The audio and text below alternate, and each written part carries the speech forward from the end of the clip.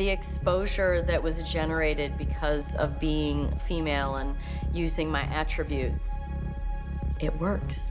Take it all with a grain of salt, y'all. I never did anything that I wasn't comfortable with. Never. My comfort zone perhaps is larger than others.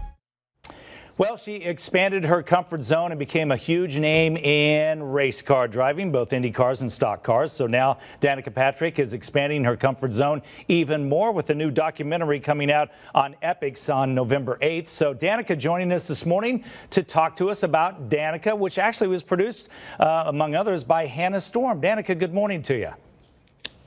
Good morning. Well, it's good to talk to you. Before we talk about the documentary, I wanted to ask you about racing. Your contract's up with Stewart Haas at the end of the season. Do you think this might be your last race ever at PIR coming up?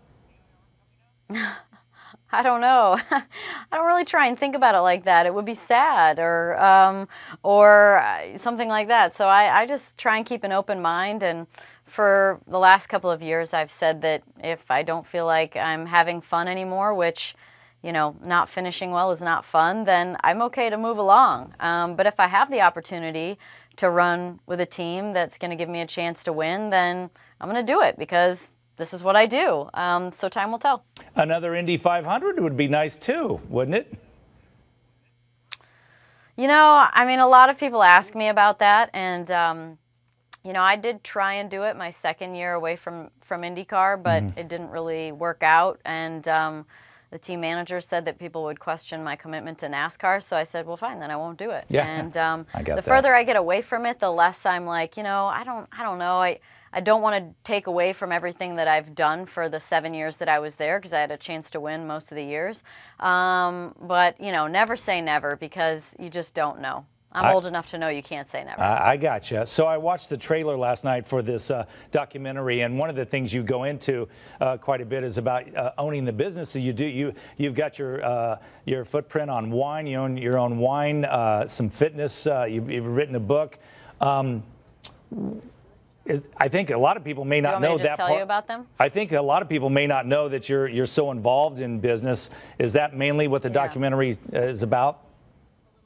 Well, that was why I said yes, was I felt like I had so many other things going on that were new, brand new, and I was putting a lot into them. And so it was a way to be able to show them as well as show how invested I am in everything that I do. I just don't like to fail at things. And so I've poured myself into a lot of other projects this year on top of racing. So it was an extremely, extremely busy 2017. But yeah, my wine finally came out called Somnium in the spring, in April.